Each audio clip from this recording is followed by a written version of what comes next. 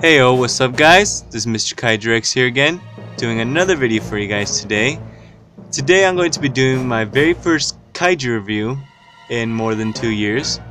And it is going to be on the custom Godzilla that I made for my movie, and the custom Godzilla puppet that I also made for my movie, Godzilla Bloodshed of the Gods. Now this review was requested by YouTube user KittenKing3000, and in this video I'm going to be reviewing them both today. So yeah, let's get started. So let's start off this review by taking a look, first of all, at the custom Godzilla figure that I made. Now this figure took quite a couple of bit of materials to make. I made this out of 3 Godzilla figures, and also had paint and clay used with it.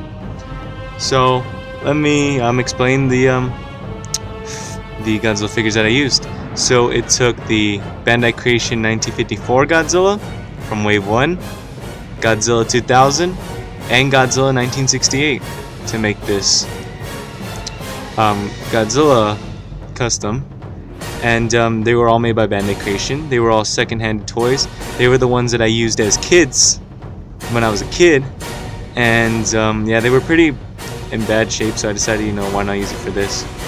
And I'll explain to you. Right here at the head is the 1954 Godzilla, and the arms are from the 1954 Godzilla, as well as the end of the long tail. These spikes right here, and the legs, the knees down, like up here to the knees, to the foot, and this part of the tail and this part of the tail are from the Bandai Creation Godzilla Millennium, and the whole body is Godzilla 68.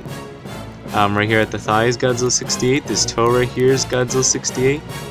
This part of the tail is Godzilla 68, as well as this part. And yeah, that's basically what it took. And there's clay used on him, such as on his head, on his neck, on his chest, on his legs, and yeah, just mainly on the body. Also, this toe right here came from Godzilla 68, so you can have 5 toes.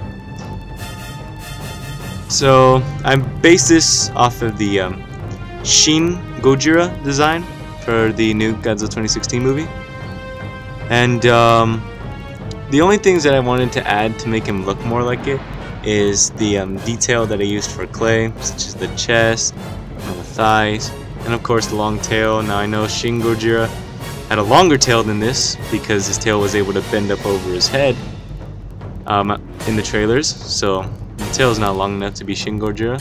And also Shin Gojira didn't have these spikes poking out right here, these big large spikes, but I added that because I wanted to make my own. Now for paint job, he's basically just black with red for the parts that needed to be red. On the tail, the tip of the tail is mainly red with some white on it for the bones that are at the end of his tail. And it's on the spikes as well. On his chest, his arms are red. The spikes, all of them are blue, as you can see. These ones you can't really tell, but it is blue. The eyes are white, and the eyes are have 2 different expressions. Like from the side he'll look serious, but if you look at him from the front, he's going to look pretty angry. The teeth are white. For my Godzilla, he didn't have a nose because in my movie, the explosion that occurred in my movie made Godzilla's nose melt, so he doesn't have a nose, so he breathes through his mouth and his gills. And there's the feet. Right here was the 68 Godzilla, and right here was Godzilla 2000, so right here is where I glued it, and I covered it with clay, so you couldn't really see it. I mean, right here you can kind of see the glue, but you can't really tell because it kind of blends into the body. He does have points of articulation. His arms can rotate. They can't go 360 though, because it would scrape with the clay and make it chip off. The legs can move 360. The tail has no movement whatsoever, it's all glued. And the head doesn't have any movement, but that's alright. The legs are quite loose, so you can go like that. His arms, kind of squeaky, as you can hear. Yeah, there's not really much to say about him. I like the way the custom came out, and here it is compared to a standard Bandai Godzilla figure. As you can see, Godzilla's pretty tall next to a Bandai figure. So yeah. And I will also compare it to the custom Cthulhu that I made for the movie. As you can see, Cthulhu is shorter because that's how I wanted it to be. I wanted Godzilla to be huge in the movie, so I made him taller than Cthulhu. So yeah, if you want to see a review on Cthulhu, request him. And I'm also going to review the other god that was in the movie, Mothra. Now this is the Gashapon Mothra. And as you can see, Mothra is quite small compared to Godzilla, but I used this Mothra in the movie that I made because I wanted Godzilla to seem bigger, and the only recent Mothra we ever had was Tokyo SOS Mothra, and that was bigger than Godzilla. But I wanted to make Mothra smaller because I wanted Godzilla to be much bigger than he normally is. So for my movie, it's in great scale. In other movies, Mothra is likely to be bigger than Godzilla. But for my movie, Mothra was this small. So yeah, that's basically all I gotta say about my custom Godzilla. I had fun making this. It took me about a month and a half to make him. And I like the way he turned out, and he looks good on my shelf. So yeah, that's basically all I gotta say. And yeah, that's it for the custom Godzilla that I made. Now, I'm gonna be showing you guys the Godzilla Puppet that I also made for the movie, because I wanted to do some close-up shots of Godzilla, so I thought, why not make a puppet for that purpose? So here's the Godzilla puppet that I made. Just gonna give you a quick 360 turnaround, as you guys can see. Now, this thing, like the Godzilla figure that I made, it's quite a couple of materials. I'm gonna tell you how I made it. And I made it in a similar way to how I made the Muto puppet that I made a year ago. Here he is.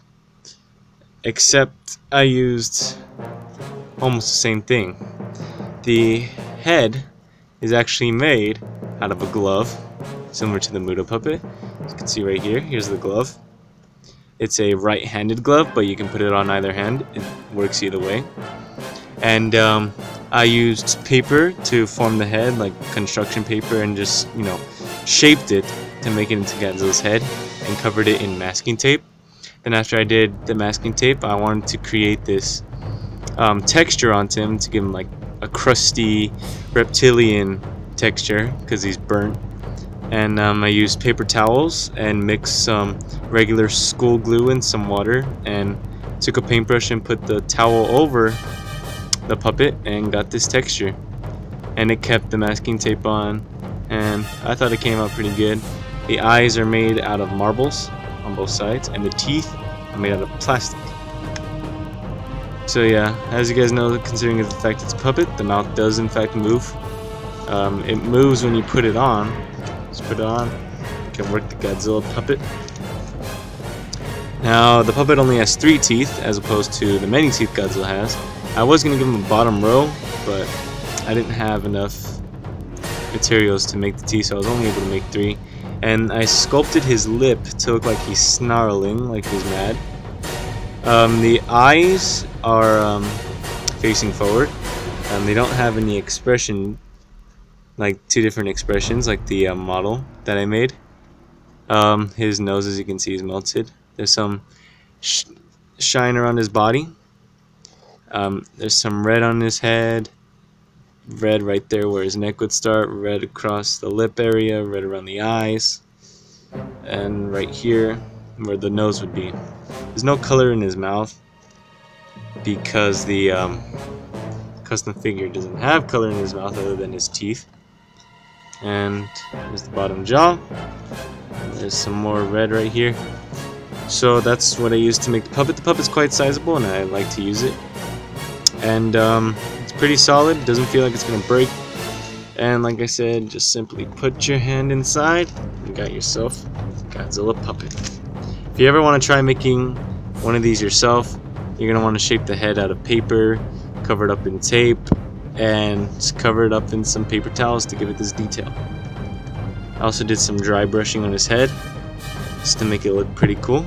There's also some blue right here for a spike that was on there and it came off, sadly. But yeah, as you can see, there's this cheek on the other side. There it is again. Eyes. So yeah, that's the puppet right there for you guys.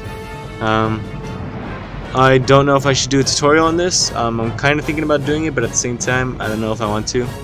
This thing took about 2 days to make. Yeah, not as much as the model did, but you know, it's a pretty fun puppet, and I really like to use it. So yeah, that's all I gotta say for that.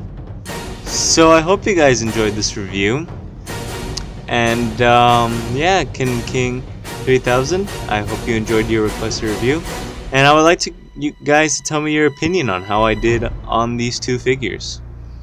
So yeah, so thank you guys for watching, hope you guys enjoyed it, and look forward to more videos. My next video is going to be tomorrow. I'm going to be showing my collection update for this summer, just the stuff that I got over the summer. And I'm also going to have box day tomorrow. So it's going to be a collection update and box day in one video. So thank you guys for watching. Hope you guys enjoyed it. And as usual, look forward to more reviews. See you guys later. This is Mr. Kydrick signing off. Thank you guys for watching. Goodbye.